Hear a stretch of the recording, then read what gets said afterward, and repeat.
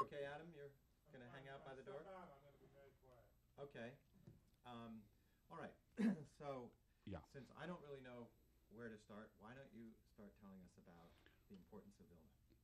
Well, let me tell you why I see Vilna as one of the most important centers, Jewish centers, in terms of Jewish music, and in particular in liturgical music, in the music of the synagogue. Vilna was, as we know, everybody knows, it was Jerusalem of Lithuania, and it had in it every shadow of Jewish opinion. And so it was the music too. Vilna, in a certain way, wanted to be another V, Vienna or Vienna. What do I mean by that? There were Jews who, most of them were Eastern European, and they were traditional Eastern European. I'm talking about the music, and I will come to that. There were people who regarded themselves as more westernized, both in their behavior, in their attitude, and therefore the music. And so Vilna had such beautiful synagogues. Every synagogue had a cantor. But the cantor had to be an educated man, vocally, musically, and of course, from the point of view of Nusach, the way how one chants the prayer. It was a unique center because they combined all the elements of Eastern European plaintive, crying type of music. And at the same time, it had a lot of finesse to it because they had those beautiful choirs, children and men, or men's choirs. And the music that was composed there had a combination of Western compositional techniques and the Eastern European, as I said, plaintive, full of feelings type of music. One of the biggest compositions that were composed in Vilna for the synagogue and made famous by the famous cantor Gershon Sirota, who subsequently went to Warsaw or to Warsaw, to the third V. I always say Warsaw, Vilna, Vienna, but the focus really was always Vilna. Avrom Moshe Bernstein was a chazan, was a conductor, was a cantor in the Stott Shul, in the main synagogue in Vilna. And he wrote this famous piece, which I have recorded also. I've sung it in many synagogues. Well, always I sing it on holidays in my synagogue, at the Fifth Avenue Synagogue. But I arrange it also for choir and for orchestra. And it is almost, if not the first piece that I sing, certainly the second piece, because it's elegant, it's broad, it's beautiful, but it's very Jewish.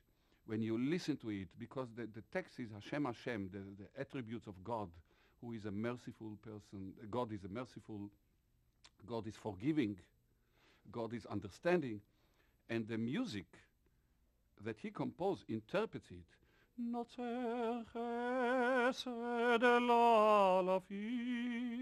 It sounds almost like an aria.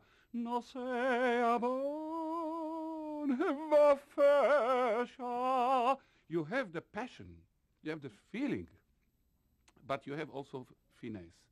So Vilna.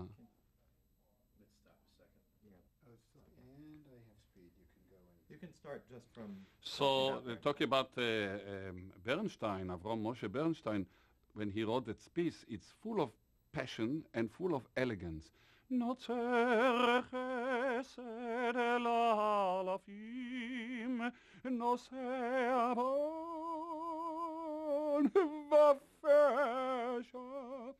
has the combination of everything, and that was the uniqueness of Vilna in terms of the music of the synagogue.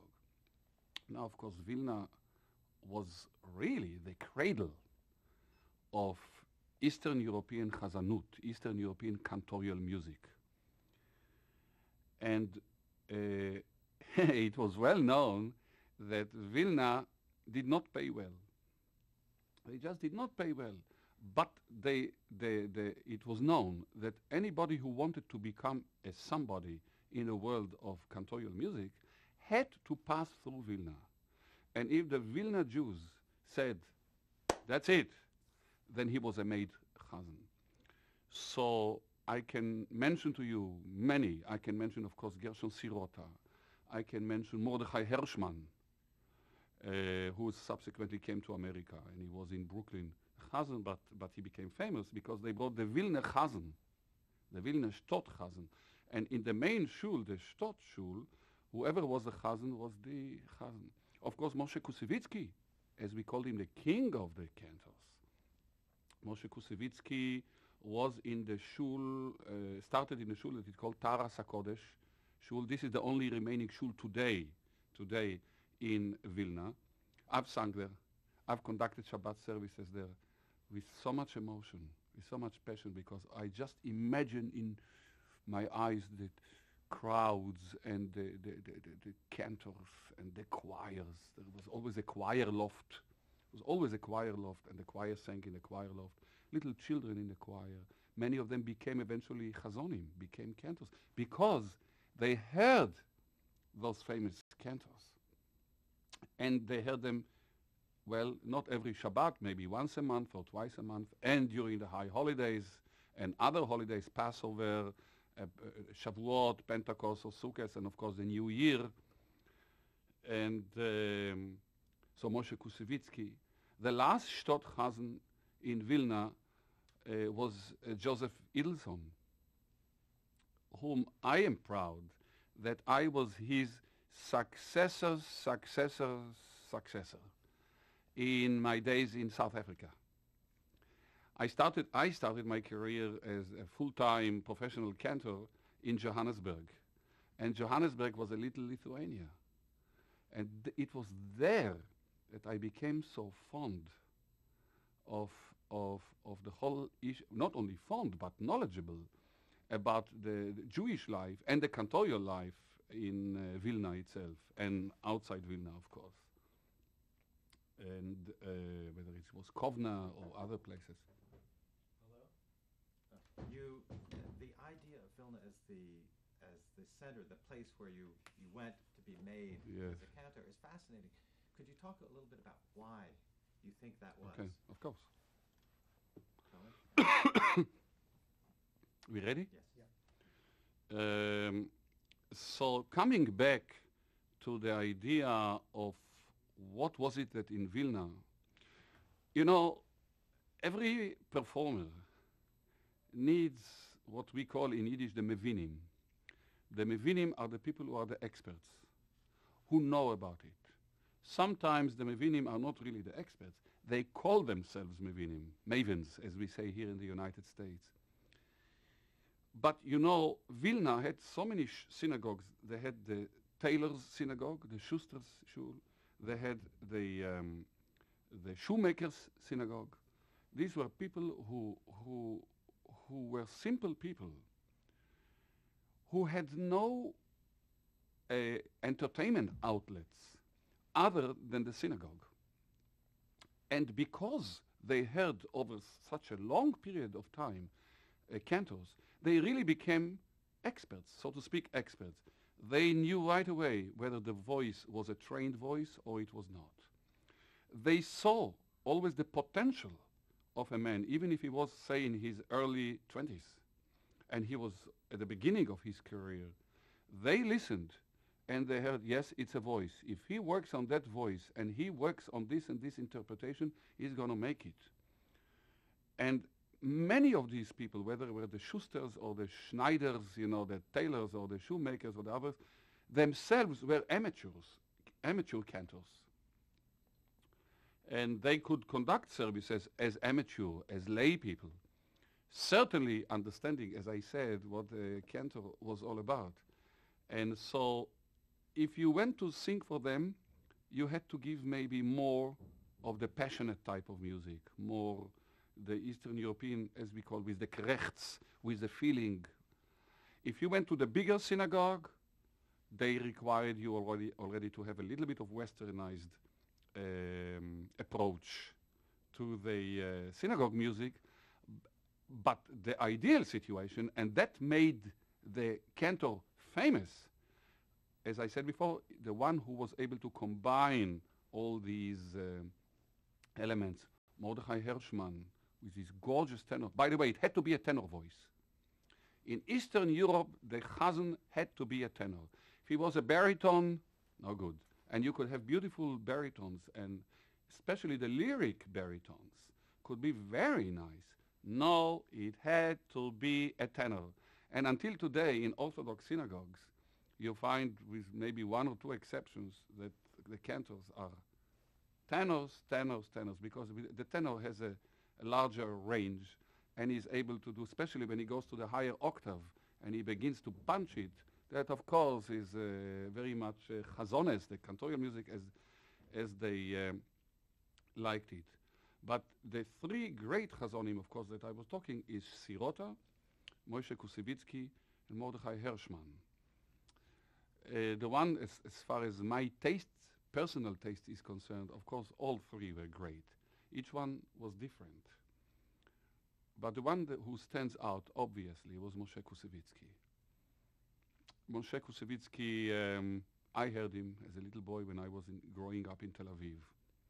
And you couldn't help yourself being in awe when the man opened his mouth. Now, he made his name there. Contrary to the wishes of some people in Vilna, and it's a very interesting story. My friend Akiva Zimmerman in Tel Aviv, who is an expert on cantorial music, he's not a cantor himself, but writes a lot about it, relates to the story that Moshe Kusevitsky was the sang tenor in the choir in the shul. There was always a very interesting situation in Vilna. Since they didn't pay well the chazonim, so they were always looking for shuls, for synagogues, where they could get more money. So sometimes they moved from one synagogue to another. I would say that one synagogue stole the chazan from one shul into their own. And one day the cantor in the synagogue was taken to another synagogue. Moshe Kusevitsky sang tenor in the choir, but everybody recognized, and by the way, there were four brothers, the Kusevitsky brothers. There was Simcha, Jacob, David, and Moshe. Moshe was the king, but they were all outstanding. So they said, well, what do we have to look for somebody? Let's go and get Moshe Kusevitsky. And the president of the shul said, oh no, I am not going to permit a choir boy become the cantor in my famous synagogue. And there was a demonstration outside the synagogue. People, like you see it sometimes, the unions have a demonstration or something. The Jews of Vilna loved Moshe Kusevitsky as a soloist in the choir, and they demonstrated against the president. No, you have to take him as the chazan. And he had to succumb to the demand, and they made him the chazan. And that's how he made his. Then, of course, as I said to you, the money was not so great, and Moshe Kusevitsky followed Gershon Sirota. Gershon Sirota left Vilna to Warsaw, to the great Lomatsky synagogue. A big center as Warsaw was. In terms of numbers, it was larger than Vilna. But Vilna was the source. When Gershon Sirota left Lomatsky synagogue, he came to the United States and once did not return for the high holidays to Warsaw. The synagogue made him resign. He went to another synagogue, and then they brought, where did they look for a chazan? To Vilna. Also, don't forget that at that time, Vilna was part of Poland. So there was, I suppose there was no problem of getting visas and things like this. I'm not sure about that. But immediately the ideal successor to Gershon Sirota was Moshe Kusevitsky, and Kusevitsky came to Warsaw, and of course he was the man. So this is basically Let me stop again just for a breather. Okay. Don't know what he's doing I here. figured after the first 3 or 4 it would stop. Okay. He doesn't give up. All right, here we go. Yeah. You rolling? Mm-hmm. Okay, so So, you know, Vilna was recognized throughout the world. First, look, the United States was always looking to Eastern Europe for their source of rabbis and cantors and choir leaders and everything. And because Vilna was really the center of Eastern European life, as I said before, because it had every shadow of Jewish opinion there, from Orthodox to ultra-Orthodox, Zionist Orthodox, through non-religious people, through the Bundists, through the Haskalah, the Hebraists, the Gymnasium, everything was there. And what was interesting is some of the conductors couldn't make a living just conducting the choir in the synagogue. They were also teachers at schools. And so they were able to find children to draw them to the choir. And being that it was a very well-organized kehillah, very organized community, kehillah of, I don't remember how many tens of thousands of Jews who lived in Vilna at that time, the world was always looking there to draw the chazonim. So if there was a shul here that was looking for somebody outstanding, it was Vilna. They had to go and to go to Vilna. Yes, of course, the first cantor who was brought to the United States was Yossele Rosenblatt, who was also called the king of cantors, and he was brought from Hamburg, because at that time there was here the Hungarian community in Harlem, and that community was looking for somebody who is Germanic Hungarian and Eastern European, so they found him. But other than that, it was always the great voices of Sirota, Kusevitsky, Hershman, and the other cantors. quickly, was that true in Europe as well? That is, you spoke of the United States. It was true all over the world. All over the world. It was Vilna that was the focus of Jewish life because of the composition of the community. And so, you know, it's amazing. When I walk in Vilna, in the streets of Vilna, and I walk in that, and I see that building, the apartment building, where I know that on the second floor, the Vilna rabbi, Reb Chaim Oizer, was the chief rabbi of Vilna, and I know that he was on the second floor, and sometimes my heart is pumping, and I said, oh, shall I go perhaps to the second floor? Maybe he's still there. I'll go just to say Shalom Aleichem to him, to say, I'm here, I'm visiting, and walking through the streets of the ghettos, which I'm sure everybody knows by now, going to the only shul that is left now, the Taras HaKodesh synagogue, knowing full well what fantastic cantors sang there. It has beautiful, beautiful acoustics in that shul, natural echo. I spent a Shabbat there once because of the concert, and of course I conducted services on Shabbat, and the first time I even made a speech because the rabbi was not there that Shabbat, and I was just carried away. I'm very, very emotional about it. Of course, Vilna today is not what it was. It's not, but there is something about it in the air that draws me all the time. We did have that little ding dong. I know. Well, Mark, you're going to want to use. Yeah, it's not so We'll bad. use the ding dong. Yeah, okay. Shall we talk a little bit about the yeshivas? Yeah. Because it's Yeah, all yeah, interwoven. of course. And you were talking about this as the center, really, Of learning, the yeah. Jewish world for the Yeah, I will largest talk Jewish about it. world. So that is the same subject, really. So Tell me when to start. Are you? He's rolling, yeah. Yep. He's ready. You know, Vilna, of course, as we spoke about the cantorial, the Jewish music. I omitted to mention Rumshinsky as the famous composer who eventually came to the United States, and he was Second Avenue here, but he was a synagogue composer too. And what stands in front of me, his composition to Shema Koleinu, a prayer that we recite during the high holidays, we ask God to listen to our voices, which I came across it the first time when I started my career in Johannesburg. So Romshinsky was so great. Shema, I just, if I may sing it with Shema, the choir sings Shema, Shema Koleinu, Shema Koleinu. The choir sings, and then it continues. Shema, Shema,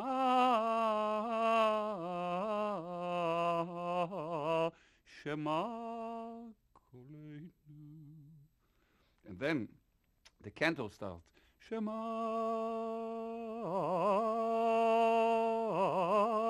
Koleinu.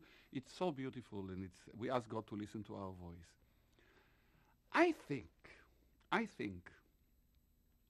perhaps one of the reasons why the music of the synagogue was so developed was because, like every facet in Jewish life there, it was always number one.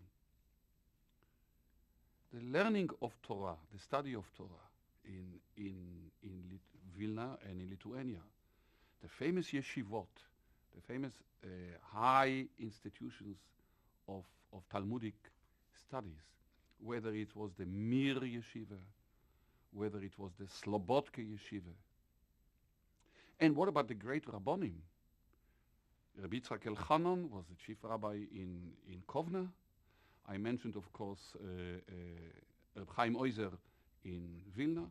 Obviously, before the Gaon of Vilna, the greatest genius of Vilna, maybe the fact that he sat in Vilna, he knew why he was there, because he had this kind of institutions. But it was more than just the institutions. You can build institutions, but you really need minds. You need great minds. The Lithuanian Jewish minds were known as the sharpest. You know, there is, they say that, you know, there are two systems of studying the Talmud. One system is the study of the Talmud where you want to study as much as you can, to be a baki, as we call it, a boki, which means that you know the whole Talmud and all the interpretations connected with it, all the nosei kelim. Well, nosei kelim is the Rambam, and there is the Lithuanian system, where you did not know the entire Talmud, but whatever you do know, whatever you do study, is in tremendous depth, with a tremendous analysis. And I would say that the analytic system of the studying of the Talmud on the Lithuanian way is very scientific. That even if today you would study the Talmud, and the way we study, certainly in the United States, and when we think of it, I think of Rabbi Soloveitchik, who was the greatest. He was not from Vilna, but he was. It was Brisk. Today it's not Russia. It's Belarus. But that was a system of the Lithuanian Talmud, of depth, of analysis, of conceptualizing. Now, you know, the yeshivas of Lithuania, everybody wanted to go and study in Lithuania, because they knew that if you study in Lithuania, in one of the great yeshivas in Ponevezh, as I said, Slobodka, Mir, you are going to be a made person. Whether you decide to become a rabbi, because not everybody studied there to become a rabbi, they just wanted to be well versed in the depth of the study of the Talmud. Now, everybody who wanted to be a somebody in life, because the Talmud sharpens your mind very much, so they knew that that was a place. So you had great rabbis, you had great yeshivas, great institutions, great cantors, great choirs, great schools, great gymnasiums, everything was great because of the tremendous depth. They used to say about the study of about the Lithuanian Jews, they used to call them Tselem Kop. What is Tselem Kop? A Tselem is a cross. So you ask a question, what has cross got to do with Lithuania? So I will say to you in Yiddish, and then I will translate it to you to English. They said that in order to solve a complicated Talmudic issue, hat man sich gelegt zum Breit und Längt. In other words, they used to lie down and move to the breadth and length of the situation. And if you're talking about the breadth and length, you're causing some kind of a cross. Of course, it's really it's just imaginary, obviously. Now, talking about the studying of the Talmud in the yeshivot. You know, even when you study the Talmud, you study the Talmud with a nigun. You study it with a melody. It was not only, when you give a lecture, it's one thing. But when you study, and usually the study of Talmud in yeshiva was on a one-to-one. Two guys used to get together. Of course, once a day or once a week, they used to listen to the head of the yeshiva, the way he gave the main shiur, the main lecture. But the real way is you and I, and we discussed it backwards and forwards and analyzed the matter. And how did we do it? And he used to go with a finger, as we call it, with a grobe finger, with a thick, this is the thickest finger that we have, the thumb. And we used to do with the ai da da da da da da. Zog de Gemorre as azoi, weiß Reb Yochanan gesagt azoi, Abaye and Rabbe sagen azoi, oi da da da da da da da da da. And that's how they learned. Came a man like Bernstein, or any of the other Jewish musicians, and listened to the sound of learning, not necessarily to the content of it, but to the sound of it. And they, of course, wrote it down in music. And suddenly we became what we called the Lernensteiger. What is the Lernensteiger? You picked those motifs. So, for example, today, when I sing, I take a piece of the Mishnah or the Talmud and I put it into music. And I want it to be relevant. I want it to be relevant to the public. I will then use the motifs that they were learning in Lithuania.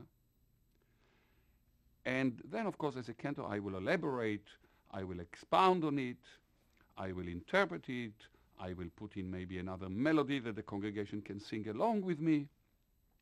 But here is the connection between the study of the Talmud in the yeshiva, specifically in the Lithuanian yeshiva, and the Jewish music. So the music of the synagogue is very much connected with the music of the study of the Talmud. And as I said, we call it a Lernensteiger. And this constitutes a very important component of the synagogue music. Let's change. Yeah, let's tape it. I figure you